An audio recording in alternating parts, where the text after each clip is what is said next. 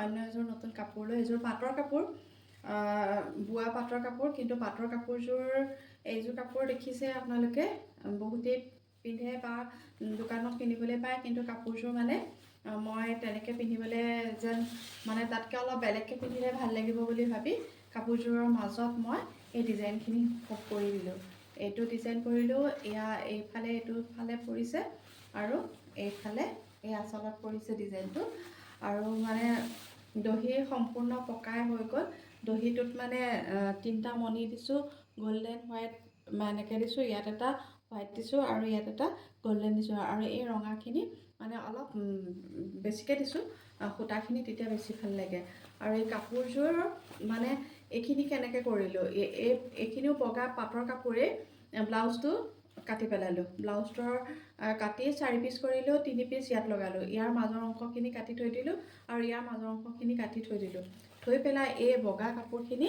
এনেকৈ ডিজাইন কৰিলোঁ আৰু ইয়াতে এযোৰ লেচ লগাইছোঁ আৰু এইখিনি ফেব্ৰিক কৰিছোঁ আৰু ইয়াতে এয়া লগাই দিছোঁ মাইকা তাৰ ওপৰত এইটো কভাৰটো লগাই দিছোঁ আৰু এটা সৰু সৰু ৰঙা ৰঙা ষ্টোন লগাই দিছোঁ খুব মৰম লাগিছে দেখিবলৈ আৰু কাষত এইখিনি ফেব্ৰিকৰে ডট ডট দি গৈছোঁগৈ এনেধৰণে কাপোৰযোৰ বনালোঁ আৰু এই ছাইড পাৰিটো খুলি দিলোঁ আৰু খুলি দিয়াৰ পাছতে ইয়াতে এইটো ৰঙা পাৰিটো লগালোঁ আৰু ইয়াত যিটো এইটো লেচটো লগাইছোঁ সেই লেচটো ইয়াতো লগাই দিলোঁ আৰু তাৰ লগত